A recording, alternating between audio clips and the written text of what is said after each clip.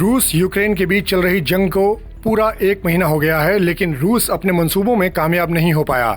ऐसा हम इसलिए कह रहे हैं क्योंकि जो रूस युद्ध के आगाज से पहले सिर्फ 48 घंटे में यूक्रेन की राजधानी कीव पर कब्जा करने का दावा कर रहा था, वो 1 महीने में भी ऐसा नहीं कर पाया। तो क्या पूरी तरह से फेल हो गया पुतिन का प्लान? क्या पुतिन नहीं कर पाए थे सही कैलकुलेशन? क्या है वो कारण जिसकी वजह से अब तक जारी है ये जंग? रूस का प्लान सबसे पहले यूक्रेन की सेना को हथियार रहित करना था, ताकि वो यूक्रेन में घुसकर ज़ेलेंस्की सरकार को सत्ता से उखाड़ फेंके। उसके निशाने पर सबसे पहले राजधानी कीव थी। रूस का सीधा प्लान मैक्सिमम लॉजिस्टिक और लड़ाकू क्षमता को खत्म करने का था, लेकिन ऐसा हुआ नहीं और जल्द ही रूस अपनी रणनीति बदलते हुए यूक्रेन के दूसरे बड़े शहर जैसे खार्किव और मारियोपोल को निशाना बनाने लगा। रूस से लड़ने के लिए यूक्रेन में राष्ट्रभक्ति की लहर सी चल पड़ी।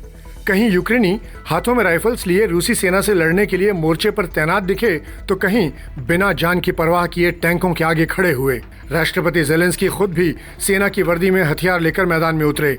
पूरी दुनिया ने यूक्रेनियंस के इस जज्बे और देशभक्ति को सलाम किया।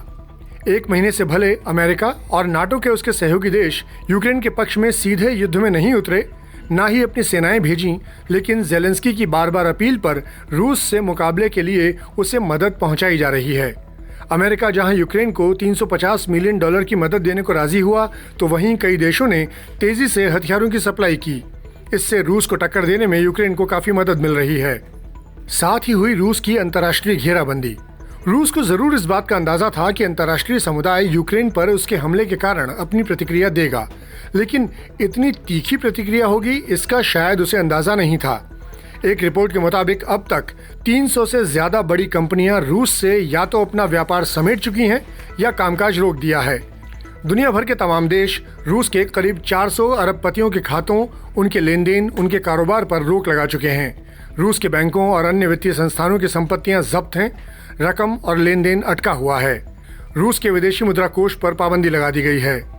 बहरहाल हम उम्मीद करते हैं कि ये जंग जल्द से जल्द खत्म हो। आपकी इस पर क्या राय है, हमें कमेंट बॉक्स में जरूर लिखें। ऐसे ही और वीडियोस के लिए सब्सक्राइब करें हमारा चैनल आज तक।